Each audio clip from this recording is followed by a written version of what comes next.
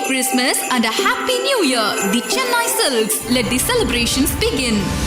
வெற்றிமாறன் இயக்கத்தில் விடுதலை 2 திரைப்படம் கடந்த 20ஆம் தேதி வெளியானது. படத்துக்கு கலவையான விமர்சனங்களே கிடைத்திருக்கின்றன.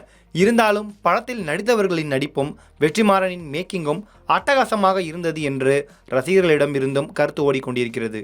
இந்த சூழலில் படத்தில் முக்கியமான கதாபாத்திரத்தில் நடித்து அப்ளாஸ் அள்ளிய நடிகரும் ஒளிப்பதிவாளருமான ராஜீவ் மேனன் படம் குறித்து பேசியிருக்கிறார். வெற்றிமாறன் இயக்கத்தில் உருவான விடுதலை படம் மிகப்பெரிய வெற்றி பெற்றது. அந்த படத்தின் முடிவிலேயே 2ஆம் பாகத்திற்கான லீடை வைத்திருப்பார் வெற்றிமாறன்.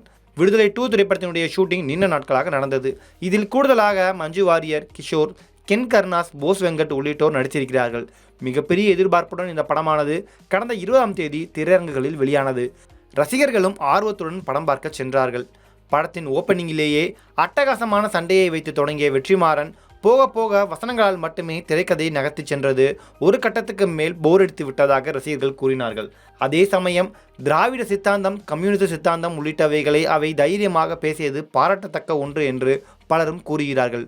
சூழல் இப்படி இருக்க படத்தில் நடித்த இயக்குனரும் ஒளிப்பதிவாளருமான ராஜீவ் மேனன் படம் குறித்து சில விஷயங்களை பேசியிருக்கிறார். தனியார் ஊடகம் ஒன்றுக்கு அவர் அளித்த பேட்டியில், சினிமா கல்லூரியில் ஒரு டிஸ்கஷன் நடந்தது. அப்போதுதான் நான் வெற்றிமாறனை முதன்முறையாக பார்த்தேன். அப்போதுதான் அவரது இயக்கத்தில் விசாரணை படம் ரிலீஸ் ஆகியிருந்தது. அதற்கு பிறகு எங்களுக்குள் பழக்கம் ஏற்பட்டது.